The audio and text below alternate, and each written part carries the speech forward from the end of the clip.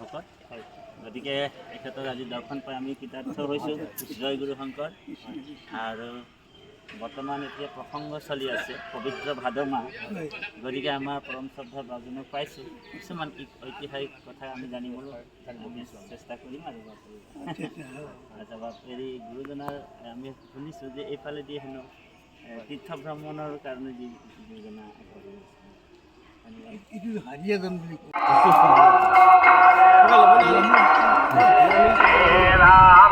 মাধৱ এখেতৰ লগত আৰু যোগাযোগ কৰিছে আমাৰ সেই কীৰ্তন মহোৎসৱত আমাৰ আজি কথা পাতিলো সেই ময়ো কালি ৰাতি কথাটো সেইকাৰণে ফোন কৰিলোঁ কথা পাতি ক'লো নিৰ্দিষ্ট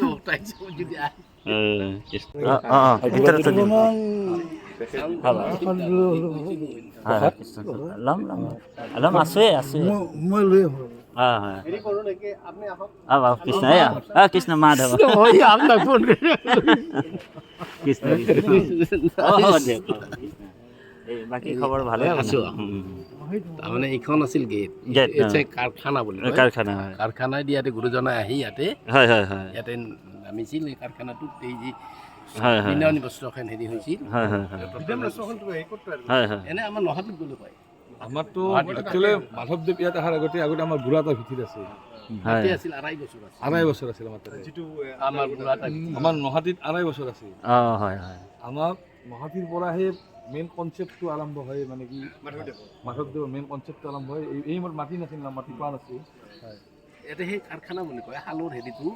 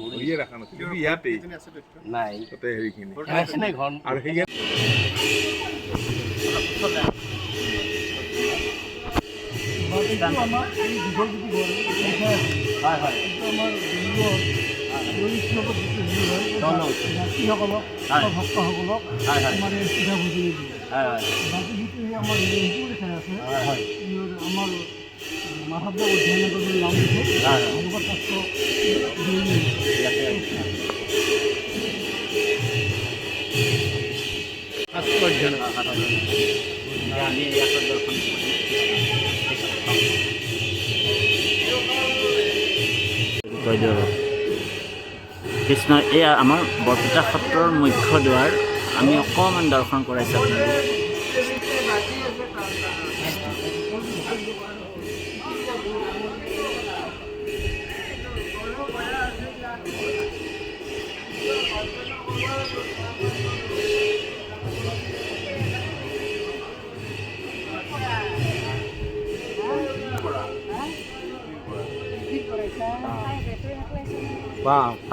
কৃষ্ণ কৃষ্ণ জয় গুৰু শংকৰ। এয়া বৰপেটাৰ বিষয়টো যিখিনি ক'লে আৰু মন্দিয়া সত্ৰ মন্দিয়া মহাপুৰুষীয়া সত্ৰ তাতে এখন মেগাজিন ওলোৱাৰ কাৰণে আমি যোজনা কৰিছিলোঁ। তাতে সেই সত্ৰখন আজিৰ পৰা 80-90 বছৰ আগতে তাৰ কিছুমান সচেতন ব্যক্তিত্ব তত্বাৱধানতে মহাপুৰুষ সত্ৰখন বৰপেটাৰ পৰা শিক্ষা লৈ তাতে এই শাখা সত্ৰ স্থাপন তাৰে এইবাৰ এখন শুনা এই গুৰুজনাৰ তিথি জন্ম তিথি উৎসৱত এখন মেগাজিন প্ৰস্তুত এখন পুস্তিকাখন তাত হেৰি কৰাৰ কাৰণে যোজনা কৰা হৈছে। তাতে এটা আপোনাৰ আৰ্টিকেল দিছে। কৃষ্ণ জয় গুৰু শংকৰ। এতিয়া আমি আহি আছোঁ বৰ্তমান মহাপুৰুষ মাধৱদেৱৰ বৰপেটা সত্ৰৰ মহাপুৰুষ মাধৱদেৱৰ বাসস্থান। আৰু আমি কৃষ্ণ অধিকাৰ আছে। আপুনি অকণমান ভিডিঅ'টো কৰি দিব বাৰু।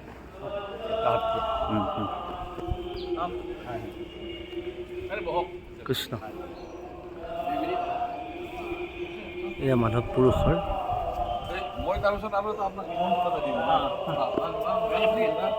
এইটো মাধৱ পুৰুষৰ মানে বাসগৃহ নহয়? হয়, ইয়াতে আছিলে হয় হয় হয় কৃষ্ণ মাধৱদেৱে ইয়াতে বাসস্থান। হয় এইফালে দেখাব হয় মূল কীৰ্তন মুখ্য দুৱাৰ কীৰ্তন ঘৰৰ হয়।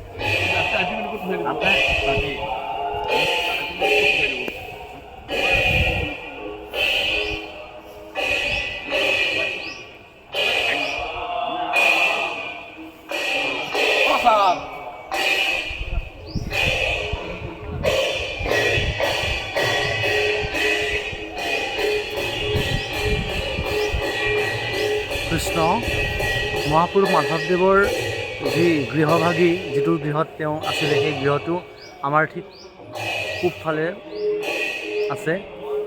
এই মন্দিৰৰ দৰে গৃহটি সেইটো দেখিছে আপোনালোকে। হয়,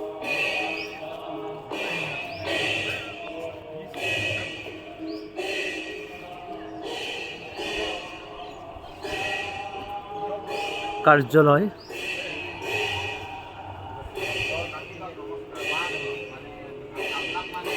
সৰু ভঁৰাল।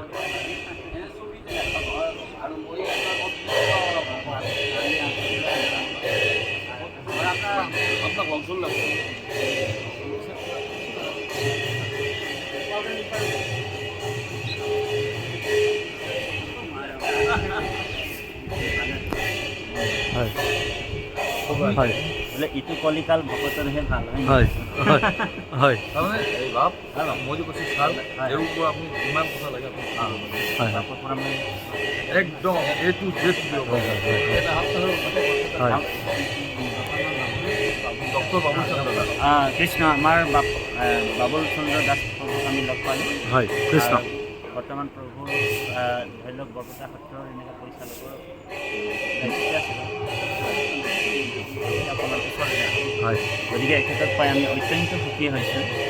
আৰু যিহেতু আমাৰ বিজনী সত্ৰত যোৱাকালি ভাগৱতৰ পাঠ আৰু ব্যাখ্যা অনুষ্ঠান আছিলে আৰু আমি গুৰুজনাৰ এই পুণ্য তীৰ্থত আজি আহি কৃতকৃত হৈছোঁ, ধন্যবাদ দিছোঁ। আৰু লগতে আমাৰ শ্ৰদ্ধাৰ বাবুল দাস বাবুক লগ পাইছোঁ আৰু তেখেতৰ ওচৰৰ পৰা আমি গুৰুজনাৰ বিষয়ে অকণমান চমু বিৱৰণ এটা মানে জানিবলৈ ইচ্ছা কৰোঁ। হয় হয় কৃষ্ণ কৃষ্ণ কৃষ্ণ হয় বৰপেটা সত্ৰ আচলতে আমাৰ দুজনা গুৰু বুলিয়ে কওঁ। হয় মহাপুৰুষ শংকৰদেৱ আৰু মাধৱদেৱ।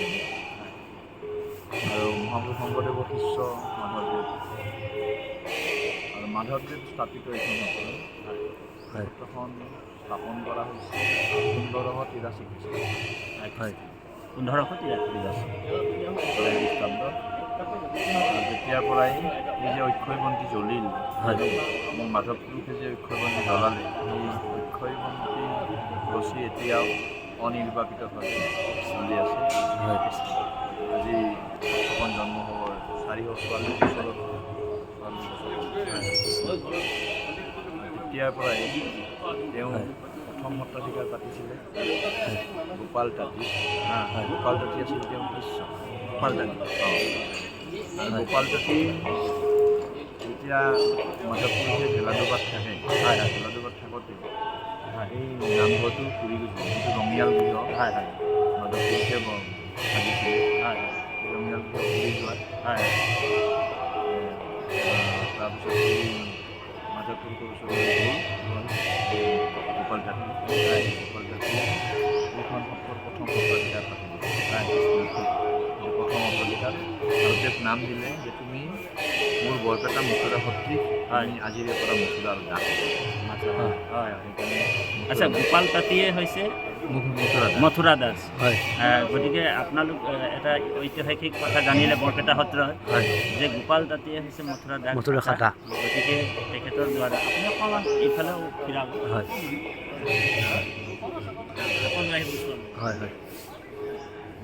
গতিকে আমি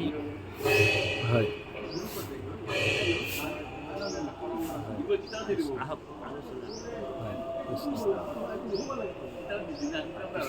তাৰপিছতে আজি ব্ৰাহ্মণে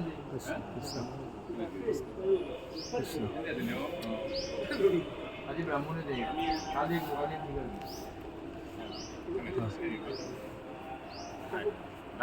আকৌ অকণমান ইতিহাস জানিব বিচাৰিছোঁ। তাৰপিছতে ওচৰলৈ লৈ আহিব। এতিয়া মথুৰা দাস কৰিলে ইয়াতে ভকতসকলে তেওঁক নাম দিলে বুঢ়া। আৰু সেইকাৰণে সম্পূৰ্ণ নাম হ'ল মথুৰা দাস বুঢ়া। এই মথুৰা দাস বুঢ়া প্ৰায় সত্ৰৰ অন্য যিখিনি আজি জনজাতি চলি আছে সমস্তখিনি তেওঁ ন্যায় লগাই কৰিছে। যিটো আজিও চলি আছে। আৰু বৰপেটাৰ যিখন সমাজ সেই সমাজখনো আচলতে তেওঁৱে সংগঠন কৰি গ'ল। কৃষ্ণ কৃষ্ণ। ইয়াতে কিছুমান সৰু সৰু গোটৰ সৃষ্টি কৰিলে, হয়, গোটবিলাক হৈছে হাতী গোট বুলি। হাতী গোট। গতিকে 22খন হাতী সৃষ্টি কৰিলে। হয়, বুজিছোঁ। 22খন হাতী। হয়, মানে হাতী মানে গোট। হাতী মানে হেৰি কেইঘৰমান পৰিয়ালক লগ লগাই এখন হাতী কৰিলে। হয় হয় আৰু তেওঁলোকক মানে বিভিন্ন দায়িত্বত ৰাখিলে। হয় হয় সত্ৰৰ কাম কাজ, সত্ৰৰ কাম কাজ। বিভিন্ন দায়িত্বত ৰাখিলে। আৰু বিশেষভাৱে আমাৰ যিখিনি সত্ৰীয়া সংস্কৃতি যিখিনি, হয় একেবাৰে বহাগৰ বিহু, বহাগৰ দুমাহীৰ পৰা আৰম্ভ কৰি চতৰ শেষলৈকে হয় গোটেই বছৰটো ইয়াতে যিখিনি ধৰ্মীয় অনুষ্ঠান পৰম্পৰা। ৰাজ্য, সেই কাৰ্যখিনি ভাগে ভাগে দায়িত্ব দিয়ে। আৰু সেই দায়িত্ব দিয়া যিসকল লোক, তেওঁলোকক মানে তেওঁলোকৰ বংশৰাবিলাক, অৰ্থাৎ তেওঁলোকৰ মানুহে পিঢ়িৰ পিছত পিঢ়িলৈ চলাই আজি পৰ্যন্ত। হয় হয় যেনে উদাহৰণস্বৰূপে ইয়াতে ৰাতিপুৱা যিখন আজি প্ৰসংগ কৰিছে, হয়। পাঠক বংশ। পাঠক বংশ। আৰু সেই বংশৰ মূলজন আছিল বাসুদেৱ পাঠক। তাৰপাছতে ভাগৱতী, আমাৰ ভাগৱত যিহেতু ব্ৰাহ্মণ সম্প্ৰদায়ৰ মানুহে কয়, এই যে ৰাম গুৰু আছিলে, ৰাম গুৰু হয়। শংকৰদেৱ ইয়াতে আছিলে ইয়াতে নাছিলে, পাঠবাউসীতে আছিলে। পাটবাউসীত আছিলে। আমি পাটবাউসীলৈও যাম। হয়। তেওঁলোকৰ পৰৱৰ্তী সৰ্বানন্দ, তেখেতৰ পৰিয়ালক ইয়াতে অনা হ'ল। আনি ভাগৱত পাঠ কৰিব দিয়া হ'ল। আৰু আজিও তেওঁলোকৰ বংশই সেই পৰম্পৰাটো ধৰি ৰাখিছে। এইটো বহুত ঐতিহাসিক কথা। হয় হয়, আমি নজনা কথা এটা গম পালোঁ আজি। গাদী, প্ৰসংগৰ যিখন গাদী, হয়। পাঠক বংশই বুজিব পাৰে, বেলেগ। হয় হয় তাৰপিছত এই যে গায়ন বায়ন গাই আছে, হয় এই কিছুমান বংশৰ আছে। হয় এইটো দক্ষিণাতী হাতী গোট। আৰু কিছুমান আছে সূত্ৰধাৰ বংশ। হয় আৰু গঞ্জিয়া বংশ আছে। সৰ্বজয়াটো যে আছে, সৰ্বজয়ৰ গঞ্জিয়া বংশ আছে। হিমাবায়ন বংশ, বায়ন বংশ। হয় গতিকে এই বংশকেইটা আছে যে আগনাবায়ন বংশ, এই বংশকেইটা তেওঁলোকে বিধে বিধে বিভিন্ন কাম আছে। আৰু সেই কামবিলাক সেৱায়িক কৰ্ম হিচাপে কৰে। ইয়াৰ বিনিময়ত কোনো মাননি নাই। তামোল পাণৰ মাননি আছে, বাকী কিন্তু তেওঁলোকে নিজে মানে সেৱা হিচাপে ত্যাগ কৰি আহিছে। আগবঢ়ায়। হয় আৰু সুদীৰ্ঘ আজি প্ৰায় 500 বছৰ তেওঁলোকে তেনেকৈ চলাই আহিছে। গুৰুৰ আৰু কৃপাত চলি আহিছে। আৰু ইমান বিপদ বিঘিনিৰ মাজতো, আৰ্থিকভাৱে দুৰ্বল মানুহখিনি, তথাপি সেই আৰ্থিক দুৰ্বলতাৰ মাজতো সেৱাৰ কামখিনি কৰি আহিছে। আৰু সেৱাই হৈছে ধৰ্ম। ইয়াতে যিটো 14 প্ৰসংগ, 14 প্ৰসংগটো আচলতে একেবাৰে ৰাতিপুৱাৰ পৰা ৰাতিলৈকে মথুৰালাভ বুঢ়াতাই কৰিছিল। প্ৰথমতে মাধৱদেৱৰ 3 প্ৰসংগ আছিল, পুৱাৰ প্ৰসংগ, দুপৰীয়া প্ৰসংগ আৰু ৰাতিৰ প্ৰসংগ। আৰু এই প্ৰসংগখিনি ঠিকেই থাকিল। গুৰুজনাৰ পুৱাৰ প্ৰসংগ, বিয়লিৰ প্ৰসংগ আৰু ৰাতিৰ প্ৰসংগ ঠিকেই থাকিল। কিন্তু বুঢ়াতাই ভাগ কৰি দিলে যে 5টা প্ৰসংগ ৰাতিপুৱা হ'ব, 3টা প্ৰসংগ আবেলি হ'ব, আৰু ৰাতি হ'ব 6টা প্ৰসংগ, মুঠ 14টা। প্ৰসংগৰ মানে সেই ৰাতিপুৱা ৰাতি নোপোৱাকে বৰগীত গোৱা হয়। বৰগীত মানে শ্যাম ৰাগ, 4টা ৰাগ আছে, শ্যাম ৰাগ, সৌ ৰাগ, ললিত ৰাগ আৰু অহিৰ ৰাগ। এই 4টা হৈছে ৰাতিপুৱাৰ ৰাগ।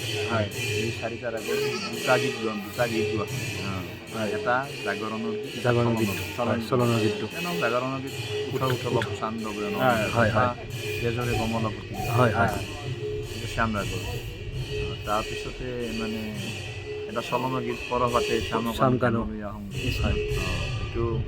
এইটো শ্যাম ৰাগৰে। তাৰপিছত ভটিমাটো গোৱা হয়, মাধৱদেৱৰ যিটো ভটিমা, মানে ভটিমা নহয়, এইটো ভটিমা, এই প্ৰাতঃ সময় জপোৱা জননী মুখ আমি লগাব নকওঁ, সেইটো গোৱা হয়। আৰু তাৰপিছতে প্ৰসংগ হয়। প্ৰসংগত মানে এটা পটল গোৱা হয়। এটা পটল মানে আমাৰ 24টা নামচন্দ্ৰ, 24টা শৰণচন্দ্ৰ, মুঠ 48টা। আৰু সেই 24টা এটা নামচন্দ্ৰ, এটা শৰণচন্দ্ৰ, এনেকৈ এটা পটল বুলি কয়, পটলটো গোৱা হয়।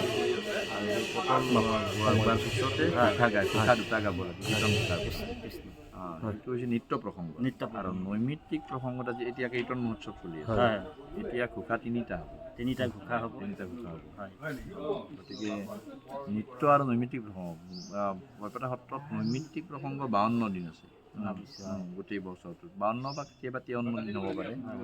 যেনে ধৰক বহাগৰ দুমাহীত, তাৰপিছত এই গুৰুজনাৰ জন্মোৎসৱত মাধৱ পুৰুষৰ, তাৰপিছত বদুলতা আছে, পদ্ম বদুলতা কীৰ্তন, তাৰপিছত এই তিনিজনা গুৰু কীৰ্তন, শংকৰদেৱ, মাধৱদেৱ আৰু মুঠতা বুঢ়াতা, তাৰপিছত এই মাঘৰ দুমাহী, তাৰপাছত দৌল উৎসৱ, এই গোটেইখিনিত নিয়মিত ভাগ ভাগ আছে। ভাল, তেনেহ'লে কৃষ্ণ প্ৰভু হয় আমি অত্যন্ত আনন্দ পালোঁ। পৰম ঈশ্বৰ প্ৰভু ভগৱান যি অৱতাৰিত গুৰুজনাৰ যি পুণ্য তীৰ্থ, এই মহান তীৰ্থটোত আমি আহি গুৰুজনাৰ বিষয়ে বহুতখিনি কথা নজনা কথা আমি গম নজনা কথা আমি জানিব পাই অত্যন্ত সুখী হ'লোঁ, আনন্দিত হ'লোঁ। আৰু এনেকুৱাই কৰোণা কৰক যাতে আগলৈকৈ আমি এনেকুৱা এই পৰম ধামলৈ আহিবলৈ সুবিধা পাওঁ। কৃষ্ণ কৃপা কৰক এই আশা কৃষ্ণ কৃষ্ণ তেখেতৰ সুস্বাস্থ্য দীৰ্ঘায়ু কামনা কৰোঁ। হয় কৃষ্ণ কৃষ্ণ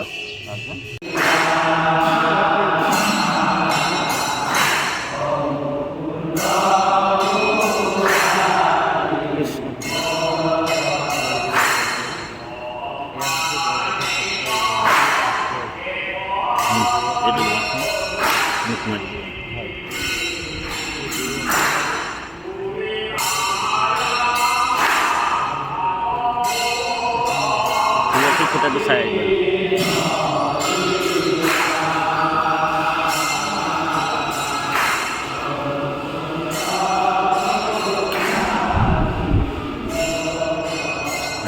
তুলসী খুঁটাত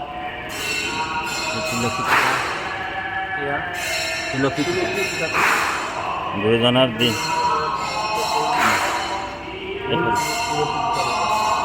এইফালে কৃষ্ণ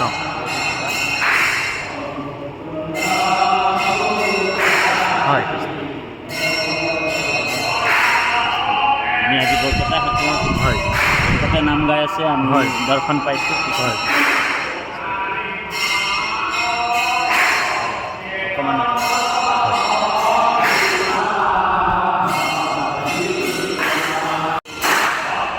ভাদ্ৰ মাহত, পবিত্ৰ ভাদ্ৰ মাহত ভকতে নাম গাই আছে,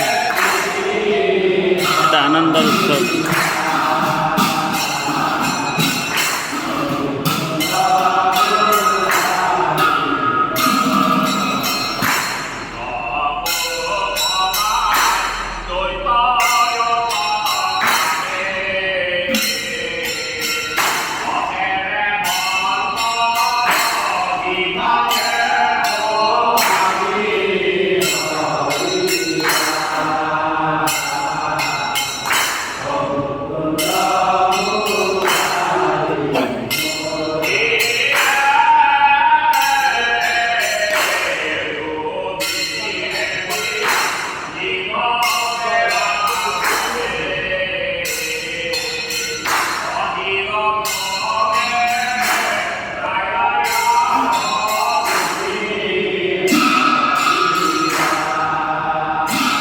কৃষ্ণ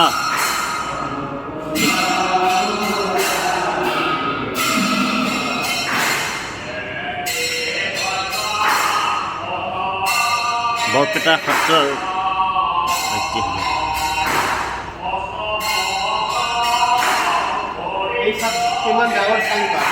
হা?